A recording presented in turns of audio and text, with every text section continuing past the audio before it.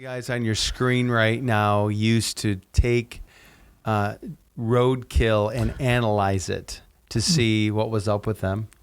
Another guy used to, just for a very short period of time, used to dress like Chef Boyardee and make pasta at Olive Garden.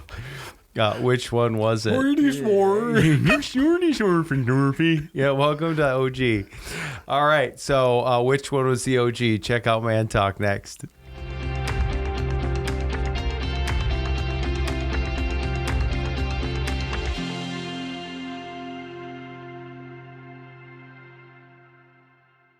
All right, so which one were you? Were you the guy who analyzed roadkill? Or? Yeah, I was the guy that analyzed roadkill. Yeah. I worked for the Department of Natural Resources for 2 years. Yeah, it's pretty good. Wow. Yeah. And so you would just...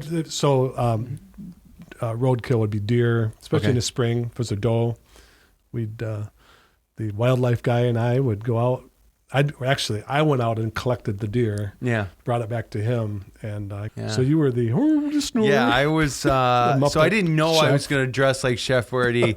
So I worked for my dad. He owned a floor covering store and made really good money, actually, working very, very hard with a bunch of men. Yeah. I was laying tile. You said. Yeah, laying tile, and I was like, man, I like to do something different, So I got up the courage to say, I'm going to go check out a different job, and interviewed at Olive Garden, and they're like, well, we like to start you off in the pasta department. You probably don't remember this, but Olive Garden used to make the pasta in front of you. Did not know that. Yeah, and so they were like, you're going to be pasta boy, and they gave me the Chef Boyardee hat and then the Pathfinder scarf, but it said Olive Garden.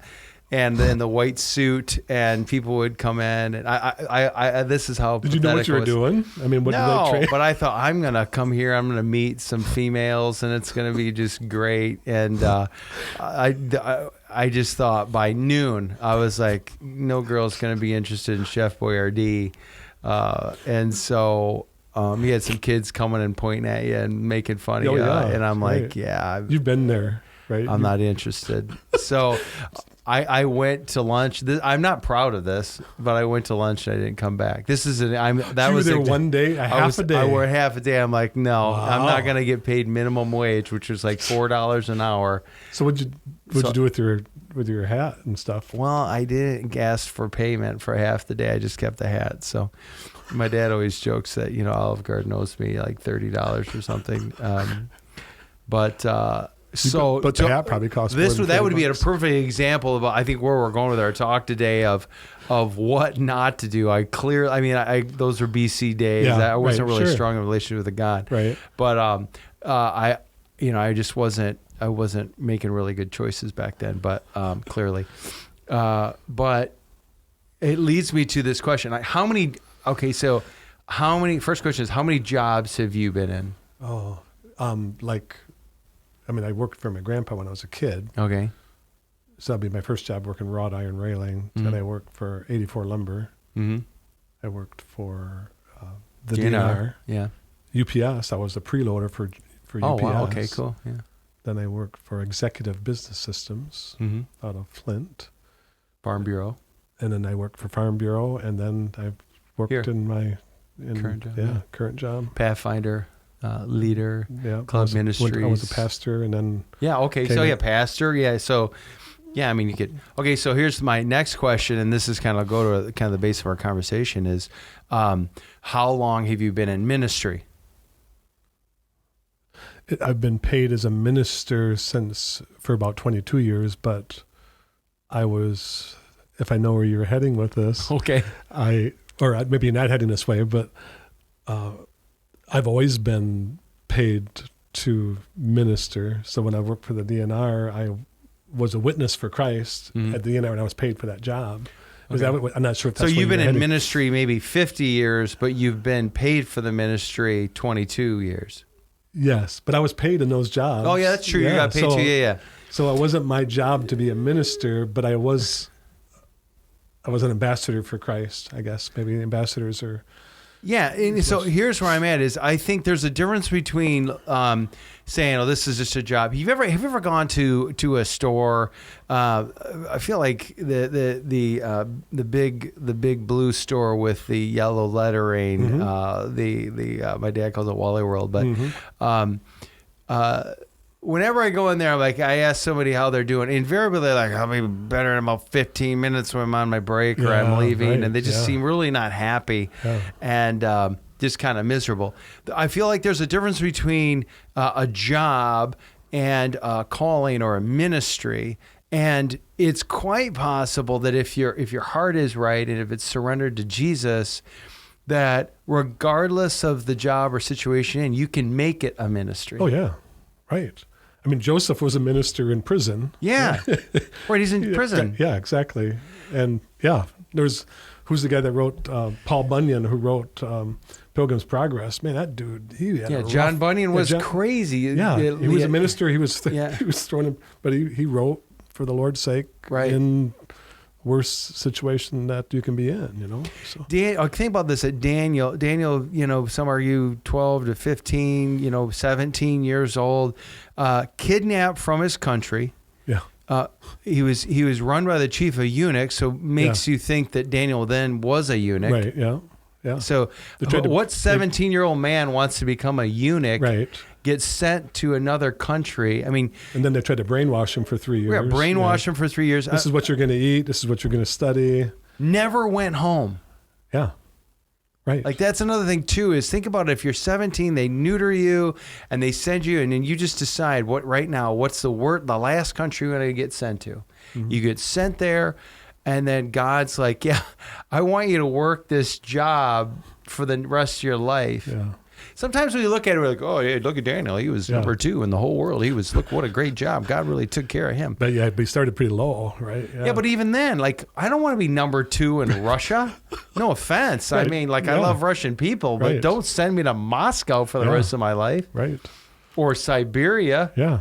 But that's what he did. But Daniel 1:8 or Daniel 1:9, Daniel purposed in his heart that he would not defile himself with it. And so he was God's. He said, I got all these bad things happen, but I'm going to, Lord, with your help, I'm going to represent you.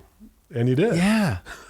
Yeah. And there's nothing ever been written bad about Daniel that I found. Well, the guys in Daniel 6, right? Was it verse 5 that they said, look, if we're going to try and get something wrong with Daniel, we're going to figure out with God. They're spies. They're looking at every movie he makes. Right. He doesn't make a bad anything. move. What does it say? What is this? Let me see if I can find it here real quick. Yeah, I mean, he's a slave from a different country that doesn't even, wouldn't have chosen ever to be there, and he still obeys every rule, and he doesn't complain about his job. Exactly. He says, then these are the spies, the other princes that were jealous of him. We shall not find any charge against this Daniel unless we find it against him concerning the law of his God. Yeah. Couldn't find anything wrong with that guy. No, and okay, so check this out. He lasts the whole kingdom. Like, Babylon comes, he outlasts the Babylonian kingdom. Yeah. The Persians roll in, the Medes and the Persians roll in. They take one look at him and make him in charge. Like, if we took over North Korea, right? Right. The land, okay, we got this.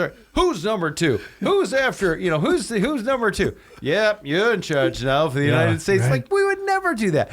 But Daniel was so next level committed to God. Right.